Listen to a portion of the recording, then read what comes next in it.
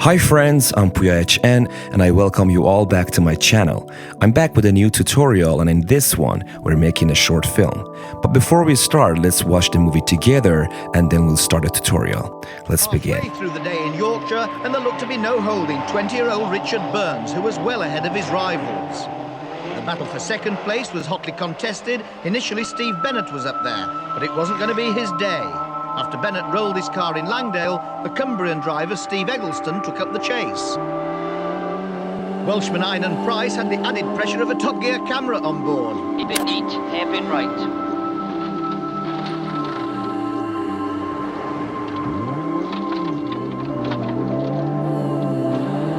Twisty 45s, left and right.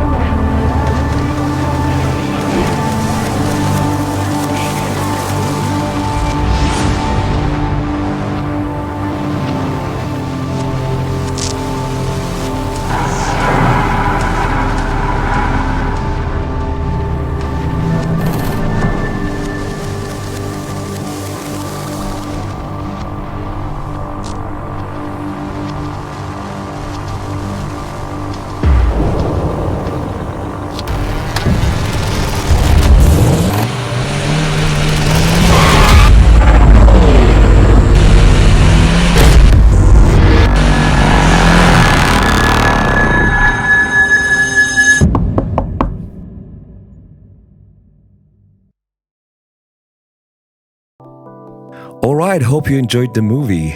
Before we begin, I just want to mention that making quality content takes a lot of time and effort, and we always try to improve ourselves and the quality of our content too.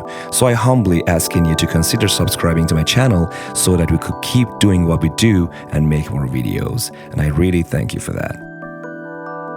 Alright, back to the video now. The first scene was shot inside a house at around 2 p.m. So we need a powerful light source to overpower the natural light and fill up this space. And you know what light I'm exactly talking about, the mighty Evoke 1200B. I set the dimmer on 100% and to match the daylight I set the Kelvin on 3200. Oh, by the way, let me introduce you to our little talent in this scene who is getting ready to act as we set up the lights. Alrighty, back to the lighting. To fill up the inside ambience, I've decided to use the Mixpanel 150.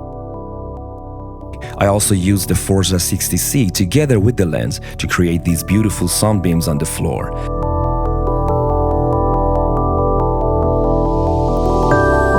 And I put a Forza 60B2 on the floor to create some light reflections on the glass carboy and a nice shadow on the wall next to it.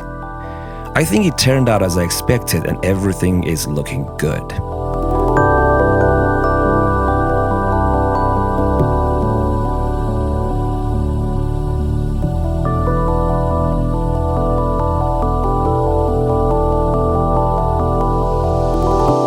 Alright, it's day 2 of our shoot and the second scene. As you can see, we shot this scene inside a car garage and I want the shots to look somewhat moody and cinematic.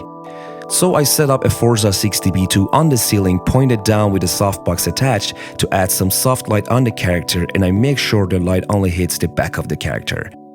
I also set up a Pavotube 230C to add some color on the wall, and I try to make these two sources as separated as possible. Now as the practical, I use a Pavo Bulb 10C to add some more depth and contrast to the scene.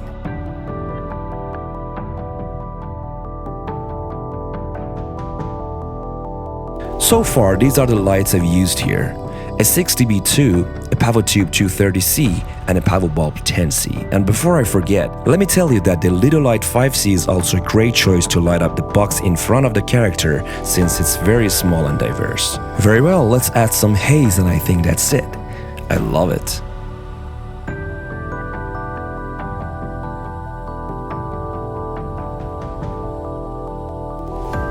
Aside from the Nanlite gear, I also use the Atomos NinjaV to see more details in the shots and have more flexibility over them. This monitor really is a handy tool and takes your work to another level. Highly suggested.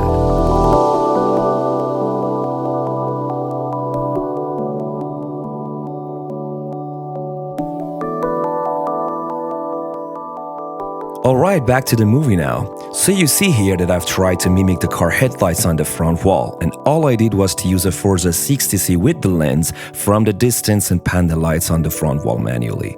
When I was shooting the medium shots, I've noticed that we need some ambient light on the back of the character and the scene could use some more depth. So to fix that, I set up a Mixpanel 150 behind the back window pointed in, and I think it turned out great.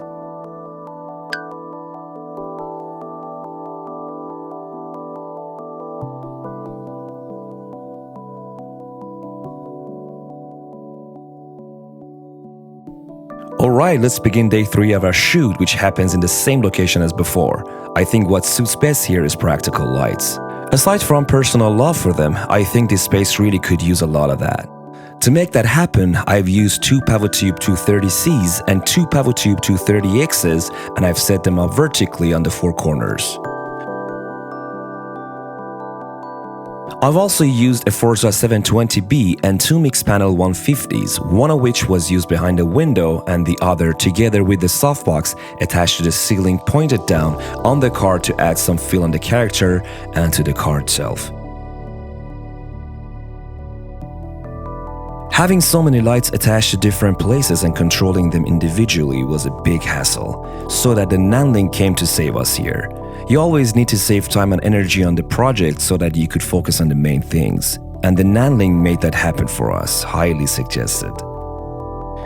I'm also very happy to have used the Atomos NinjaV on this project. In addition to its precision, it came super handy and helped me to see the details more clearly since I was shooting handheld.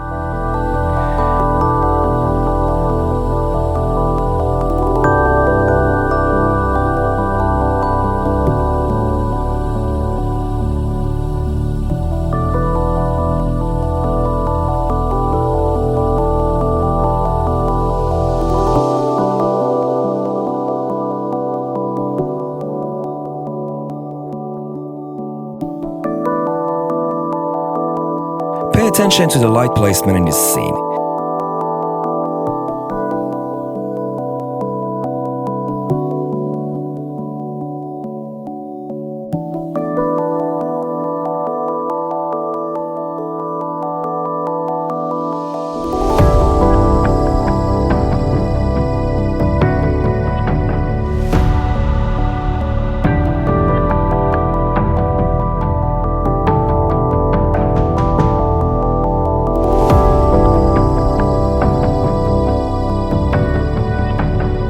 Alright, it's day 4 and the last day of the shoot, and our last scene was only done using a few PavoTubes.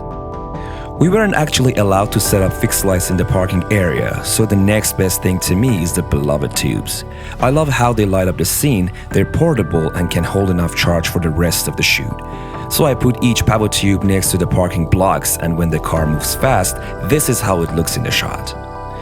Very well folks, that was it. It was 4 days of hard work and fun, and I love how this project turned out to be. I really hope you liked this short movie and enjoyed this tutorial. Don't forget to support us folks, it'll be very much appreciated. I'll see you guys in the next one. Take care and cheers.